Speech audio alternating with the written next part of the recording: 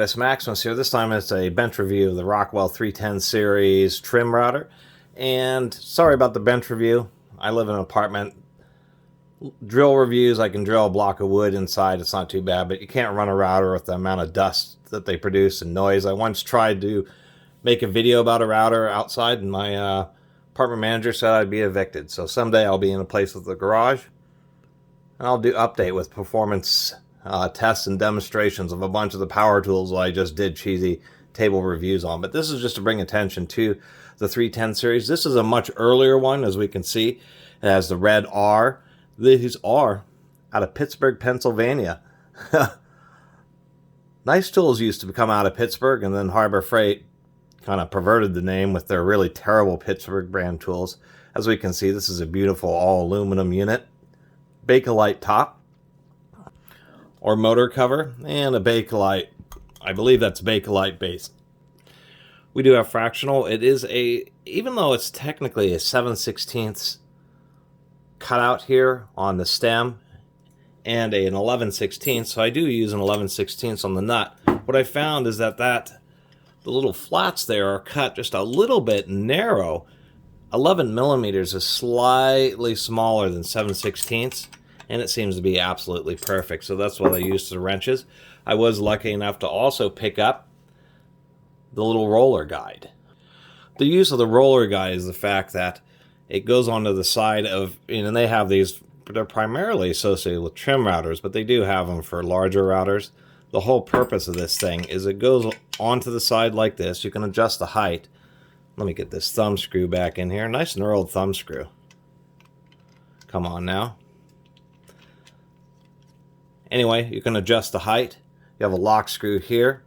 You can adjust this in and out, which is essentially adjusting the offset of this little roller guide. And the whole purpose to a roller guide is simply the fact that it allows you to go along the edge or trace an edge that may have some contours. You can go around and maybe, I don't know, maybe the seat of a chair, which has some subtle arcs and curves. You can't use a traditional flat edge guide. You got to use one of these roller guides. You offset it to where you want it. Usually you have these adjusted out so they're running right along the center line of the spindle of the router, and it just allows you to trace those contours when you go along the edge. So I was kind of stoked to find that. As a matter of fact, I was going to make a video about one of these earlier. Let me get this screw back in here so I don't lose it. However, the other one that I had found was a slightly more modern version. Oh, I should mention, this is a nice steel ring here, so you just loosen this up. This little thumb screw. Probably the cheesiest thing is this is a bent sheet metal screw. Really pretty tight. And then how you would adjust it is you would just turn this ring. It has these demarcations on it, and you just adjust it up and down right where you wanted it. I'm going to get this pretty low here. More compact to store.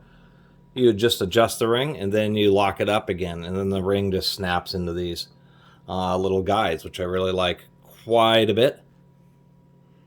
Tighten that down. I had actually found a newer one, and so this is the 310M and then the 310B base. They did change the model numbers, so they're still 310, but this is the 3101 base against a 3102 motor. Same rating, 3.8 amps. But as you can see, this was the first one I got. Somebody had dropped it. Actually did an okay job making a replacement base, except for it was too thick. Doesn't allow you to use the guide. Broken top, and the bearings are actually shot.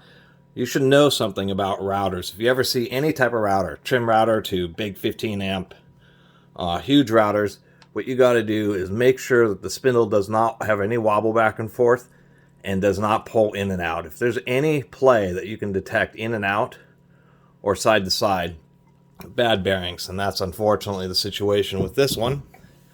And I found this older model, which is actually had tight bearings in it.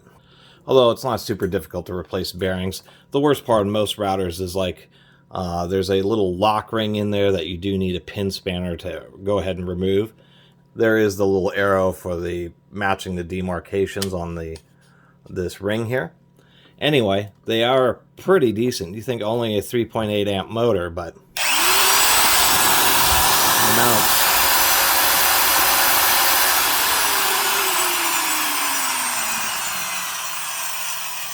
Really a pretty nice classic trim router, and of course it does have a flat top, as any decent router should. There are a lot of like Craftsman's and all sorts of brands that you just can't take the unit, set it on the top, and be able to easily change your bits. So anyway, that was my little 5-minute video about the Rockwell 310 series trim routers. Even compared to today's trim routers, there's definitely some pretty nice modern ones.